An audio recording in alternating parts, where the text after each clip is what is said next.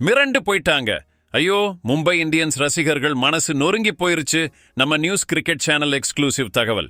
2025 ஐபிஎல்ல 2வது குவாலிஃபயர் மேட்ச்ல பஞ்சாப் கிங்ஸ் கூட அகமதாபாத்ல மோதின நம்ம மும்பை இந்தியன்ஸ் அன்னே ரன் மழை பொழிஞ்ச அந்த மேட்ச்ல நம்ம பசங்க 5 விக்கெட் வித்தியாசத்துல தோல்வியை சந்திச்சிட்டாங்க. கனவு கோப்பையை 6வது தடவை வெல்லுற ஆசை வெறும் கனவாகவே போயிருச்சு. தோல்வியை சந்தித்ததும் கேப்டன்ல இருந்து ஓனர் வரைக்கும் எல்லாரும் உடஞ்சு போயிட்டாங்க. மேட்ச் முடிஞ்சதும் வந்த போட்டோஸ் எல்லாம் ரசிகர்களோட மனசை கசக்கி பிழியுது. மும்பை இந்தியன்ஸ் உரிமையாளர் நீதா அம்பானி ரொம்பவே சோகமா இருந்தாங்க. முகம் வாடி தலை குனிஞ்சு கண்ணீர் மல்க அவங்க இருந்த காட்சிகள் மனசுல அப்படியே நிக்குது. ஒரு போட்டோவில் தலையை பிடிச்சிட்டு ரொம்பவே விரக்தியா உட்கார்ந்து இருந்தாங்க.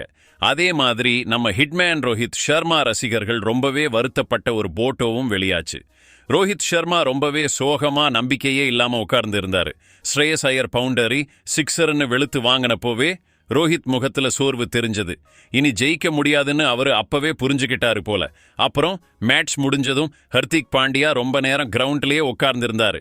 கண்ணுல லேசா தண்ணி வேற. நம்ம பூம்ரா ஜஸ்பிரீத் பும்ரா போய் தேத்தி விட்டாரு. பஞ்சாப் கிங்ஸ் கொண்டாடிட்டு இருந்தப்போ ஹர்திக் அப்படியே உட்கார்ந்து தலையை புடிச்சிட்டு இருந்தாரு. இந்த தோல்வியை அவரால் ஏத்துக்கவே முடியல. இதே மாதிரி தான் நம்ம அஸ்வின் குமாரும். மேட்ச் தோத்ததுமே அவர் ரொம்பவே உணர்ச்சி வசப்பட்டு கிரவுண்ட்லயே அழுதாரு. அப்பவும் நம்ம பும்ரா தான் போய் அவரை சமாதானப்படுத்தினாரு. மும்பை இந்தியன்ஸ் கேம்ப்ல இருந்து வந்த இந்த போட்டோஸ் எல்லாம் உண்மையாவே ரசிகர்களோட மனசை ரொம்பவே புண்படுத்துது. ஏன்னா 203 ரன்கள் அடிச்சும் தோப்பாங்கன்னு யாருமே எதிர்பார்க்கல.